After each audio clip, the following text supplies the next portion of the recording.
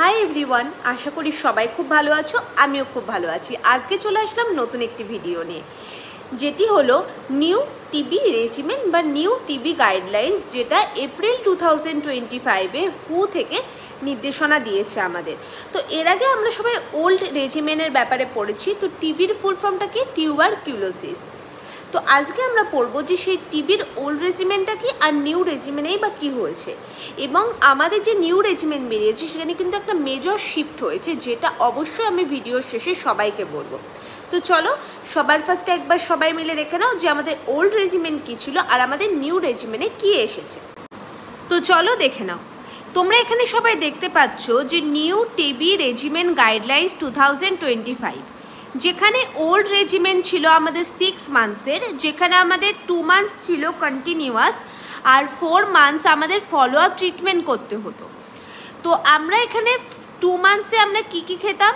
আয়োনায়াজিড, rifampicin, প্যারাজিনামাইড এবং last হলো ইথামবুটল, যেটা আমাদের ফার্স্টলি 2 মান্থস করে খেতে হতো, এবং আমাদের ফলো আপ হিসাবে তারপরে 4 মান্থ করে কোনটা খেতে হতো? আইসোনায়াজিড আর ফর রিফাম্পিসিন, যেটা আমাদের কন্টিনিউ 4 মান্থস করতে হতো, মানে টোটাল 6 মান্থস। কিন্তু নিউ রেজিমেন্টে কী বলা হয়েছে যে আমাদের আর 6 মান্থস ধরে সব কিছু কন্টিনিউ করতে হবে না, আমাদের এখন 4 মান্থস কন্টিনিউ করলেই হবে। তো 4 মান্থসের মধ্যে আমাদের কী কী থাকবে? 2HPZM। তো এইচ মানে এখানে কি? এইচ মানে হলো isoniazid, P for rifapentine not rifampicin, rifapentine, Z for pyrazinamide, M for moxifloxacin. তো ফার্স্টে 2 মান্থস আমাদের এটা কন্টিনিউ করতে হবে, দেন ফলো আপ হিসাবে 2 মান্থস আমাদের এইচপিএম কন্টিনিউ করতে হবে, মানে আইসোনায়াজিড, রিফাপেন্টিন আর এম ফর মক্সিফ্লক্সাসিন। তো এখানে একটা মেজর শিফট দেখো কি হয়ে গেছে।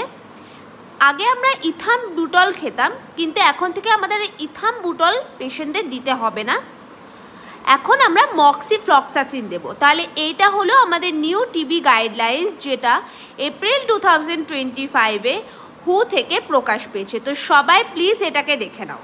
তো আজকের মতো এইটুকুই, সবাই ভালো থেকো, টাটা।